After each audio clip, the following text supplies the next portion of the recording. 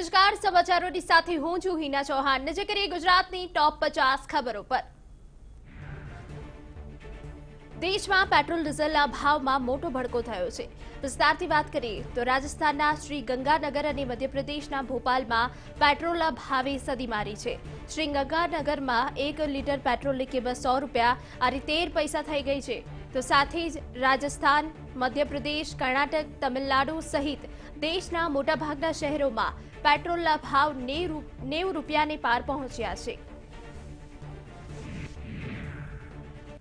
કેન્દ્ર અને રાજ્ય સરકારના ઈંધણ પરના જંગી ટેક્સનો સીધો બોજ જનતા પર પડી રહ્યો છે। પેટ્રોલ ડીઝલના ભાવ વધારાથી પ્રજાના ખિસ્સા પર મોંઘવારીનો માર આવ્યો છે। આ ઉપરાંત પરિવહન ખર્ચ મોંઘો થતા અન્ય ચીજોના ભાવ પણ વધી જવાના છે। પેટ્રોલ ડીઝલના બેફામ ભાવ વધારાથી લોકોમાં હવે આક્રોશ પેદા થયો છે। પેટ્રોલ ડીઝલના ભાવમાં ધરખમ વધારો થતા લોકોમાં રોષ જોવા મળી રહ્યો છે। પેટ્રોલ પંપ પર વાહનોમાં પેટ્રોલ ભરાવવા માટે આવેલા વાહન ચાલકોએ સરકાર સામે પોતાની નારાજગી વ્યક્ત કરી।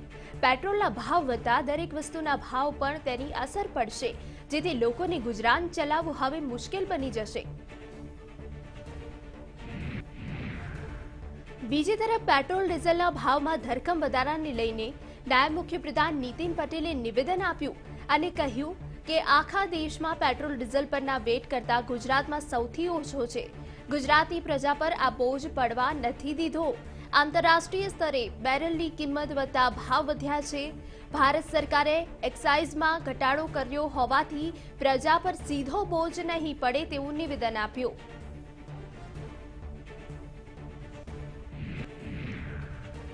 વાત રાજકોટની કરીએ તો રાજકોટમાં મોંઘવારી મુદ્દે કોંગ્રેસ વિરોધ પ્રદર્શન સામે આવ્યું। કાર્યકારી પ્રમુખ હાર્દિક પટેલે માયાણી ચોકમાં સભા સંબોધી। સભામાં હાર્દિક પટેલે મોંઘવારી મુદ્દે વિરોધ દર્શાવ્યો। સભામાં ઘેંસ અને શાકભાજીના ભાવને સાથે રાખીને સૂત્રોચ્ચાર કરવામાં આવ્યા। આગામી 1 માર્ચે રાજ્યસભાની 2 બેઠકો માટે ચૂંટણી યોજાવાની છે, ત્યારે ભાજપના બંને ઉમેદવાર રામભાઈ મોકરિયા અને દિનેશ પ્રજાપતિએ રાજ્યસભાની ચૂંટણી માટે ફોર્મ ભર્યું। ભાજપના પ્રદેશ અધ્યક્ષ CR પાટીલે ભાજપના પ્રભારી ભૂપેન્દ્ર યાદવની ઉપસ્થિતિમાં બંને ઉમેદવારોને મેન્ડેટ આપ્યા હતા। ત્યારબાદ બંને ઉમેદવારોએ ફોર્મ ભરવા પહોંચ્યા હતા। આ તકે નાયબ મુખ્યપ્રધાન અને પ્રદેશ પ્રમુખે ભાજપના બંને ઉમેદવારોનો વિજય થશે તેવો વિશ્વાસ વ્યક્ત કર્યો। કોંગ્રેસે ઉમેદવારો નહીં ઉભા રાખતા ભાજપના બંને ઉમેદવારો બિનહરીફ ચૂંટાઈ જશે। ભાવનગરની વાત કરીએ તો ભાવનગર મનપાની ચૂંટણીને લઈને ભાજપે વિકાસના વચનોની લહાણી કરી। આ વિકાસપત્રમાં ઇન્દોરને રોલ મોડેલ રાખીને સ્વચ્છતા, ટ્રાફિક, પાર્કિંગ, ફાયર સેફટી, બગીચાની સુવિધા વિકસાવવાનું આયોજન કર્યું। આ ઉપરાંત રોડના કામ, લીઝ પટ્ટાનું સરળીકરણ, વેરામાં રાહતના વાયદા પણ કરવામાં આવ્યા।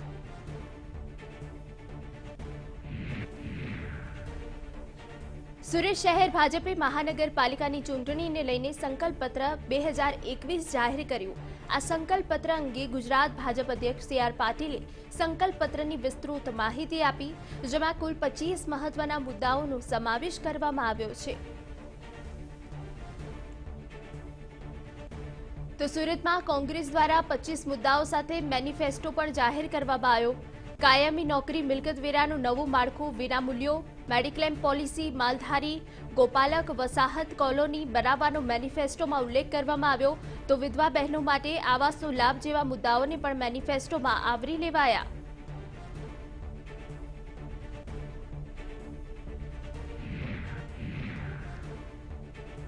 દાહોદની વાત કરીએ તો દાહોદ જિલ્લા ભાજપ પ્રમુખની પત્નીનું ઉમેદવારી પત્ર રદ થયું છે।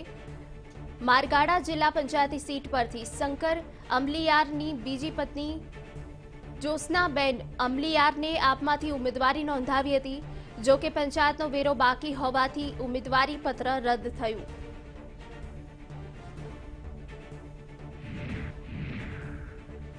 જૂનાગઢની વાત કરીએ તો જૂનાગઢમાં વોર્ડ નંબર 15માં મારામારીની ઘટના સામે આવી છે. ભાજપની સ્લીપ વહેંચવા જતા જ બબાલ સર્જાયો. ભાજપના કાર્યકરો અને કોંગ્રેસ ઉમેદવારના પરિવારજનો વચ્ચે મારામારી થતા એક પોલીસ કર્મી પણ ઘાયલ થયો હતો. ભાજપ કાર્યકરે એક મહિલા સહિત 4 સામે હાલ તો પોલીસ ફરિયાદ નોંધાવી. અમદાવાદના લાંભા વોર્ડમાં મનપાની ચૂંટણી માટે ભાજપની બાઇક રેલી યોજવામાં આવી. સાંસદ H.S. પટેલ અને ધારાસભ્ય બાબુ જમનાની આગેવાનીમાં બાઇક રેલીનું આયોજન કરવામાં આવ્યું. ભાજપના ચારેય ઉમેદવારોએ બળિયાદેવના દર્શન કરી ચૂંટણી પ્રચાર શરૂ કર્યો. મોટી સંખ્યામાં કાર્યકર્તાઓ પણ જોડાયા. અમદાવાદની વાત કરીએ તો અમદાવાદના લાંભા વોર્ડમાં ભાજપ દ્વારા ચૂંટણી પ્રચારમાં કોરોનાના નિયમોની એસી-તેસી જોવા મળી. ચૂંટણીનો પ્રચાર કરવામાં મશગુલ ઉમેદવારોએ ચૂંટણી કમિશનરની સૂચનાની અવગણના કરી. બાઇક રેલીમાં મોટી સંખ્યામાં કાર્યકર્તાઓ જોડાયા અને તે પણ તમામ માસ્ક વગર જોવા મળ્યા. આ તરફ સ્થાનિક સ્વરાજ્યની ચૂંટણીના દિવસો જેમ જેમ નજીક આવતા જાય છે તેમ તેમ પ્રચાર પણ જોરશોરથી થઈ રહ્યો છે. સુરતમાં એક ઉમેદવારે ગેસના બાટલાને પ્રચારના મેદાનમાં ઉતાર્યો છે. રાંધણ ગેસના ભાવ આસમાને પહોંચતા વોર્ડ નંબર 7ના કોંગ્રેસના મહિલા ઉમેદવારે મોંઘવારીને જ મુદ્દો બનાવ્યો. મોંઘવારી મુદ્દે વિરોધ કરવાની સાથે મહિલા ઉમેદવારે મતદારોને રીઝવવાનો પ્રયાસ કર્યો. સુરતમાં વોર્ડ નંબર 7ના ઉમેદવારનો અનોખો અભિયાન સામે આવ્યું. ભાજપના ઉમેદવારો બળદગાડામાં મતદારોને રીઝવવા માટે નીકળ્યા. સાથે જ ખેડૂતોનું સમર્થન હોવાનો પણ દાવો કર્યો. અમદાવાદની વાત કરીએ તો અમદાવાદના હીરાવાડીમાં ભાજપ કોંગ્રેસી જાહેર સભાને લઈને વિવાદ સર્જાયો છે. કોંગ્રેસે આક્ષેપ કર્યો છે તેમની જે સ્થળે સભા યોજાવાની હતી તે સ્થળે અને દિવસે નીતિન પટેલના કાર્યક્રમને અપાઈ પરવાનગી. કોંગ્રેસે ચૂંટણી પક્ષ સમક્ષ કહ્યું છે કે એક જ સમયે અને સ્થળે બંને પક્ષની સભા કઈ રીતે યોજી શકાય. પાટણની વાત કરીએ તો પાટણના સાંતલપુર ખાતે સ્થાનિક સ્વરાજ્યની ચૂંટણીને લઈને અલ્પેશ ઠાકોરની સભા યોજાઈ હતી. ભાજપની ચૂંટણી સભામાં એક પણ નેતાઓએ માસ્ક નહોતું પહેર્યું. સાથે જ સોશિયલ ડિસ્ટન્સનો પણ ભંગ જોવા મળ્યો હતો.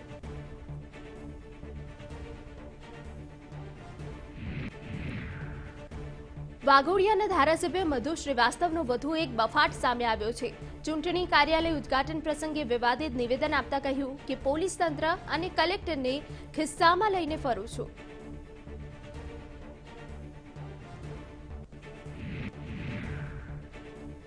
વડોદરા વોર્ડ નંબર 18માં રિપીટ કરાયેલા ભાજપ ઉમેદવારોને પ્રચાર દરમિયાન કરવો પડ્યો સ્થાનિકોના રોષનો સામનો. છેલ્લા 5 વર્ષમાં પણ ઉમેદવારે કોઈ વિકાસના કાર્યો ન કર્યા હોવાનો સ્થાનિકોએ આક્ષેપ કર્યો. અલવા નાકા વિસ્તારના રહીશોએ હુરિયો બોલાવતા ઉમેદવારો ત્યાંથી ભાગી ગયા હતા. સ્થાનિક સ્વરાજ્યની ચૂંટણીને લઈને ભુજ ખાતે કોંગ્રેસે હટકે પ્રચાર કર્યો.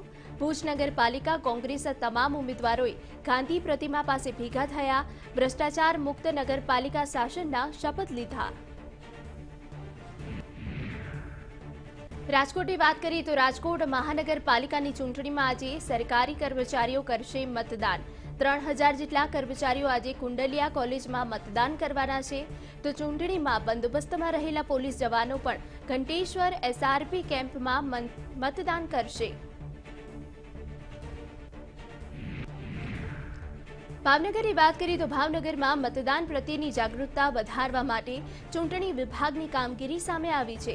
શહેર અને જિલ્લામાં હોર્ડિંગ્સ મૂકવામાં આવ્યા. આ સાથે સોશિયલ મીડિયા, રંગોળી સ્પર્ધા, નિબંધ સ્પર્ધા, બાઇક રેલી, શેરી નાટકો, સિનેમાઘરોમાં જાહેરાતથી મતદાન જાગૃતિ વધારવાનો પ્રયાસ કરવામાં આવ્યો. સુરતની વાત કરીએ તો સુરતના બારડોલી નગરપાલિકાની ચૂંટણીને લઈને EVM મશીનનું ડેમોન્સ્ટ્રેશનની કામગીરી હાથ ધરવામાં આવી હતી. દરેક પક્ષના ઉમેદવારોની હાજરીમાં કામગીરી હાથ ધરાઈ હતી. EVMના ડેમોન્સ્ટ્રેશનની કામગીરીમાં ચૂંટણી અધિકારી પણ ઉપસ્થિત રહ્યા હતા.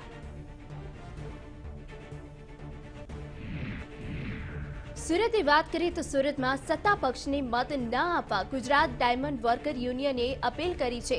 વ્યવસાય વેરો રદ કરવાની પડતર માંગણી અને કોરોના કાળ દરમિયાન રાજ્ય કે કેન્દ્ર સરકારે રત્ન કલાકારોને કોઈ સહાય ન આપી હોવાથી ગુજરાત ડાયમંડ વર્કર યુનિયને મોટી સંખ્યામાં રત્ન કલાકારો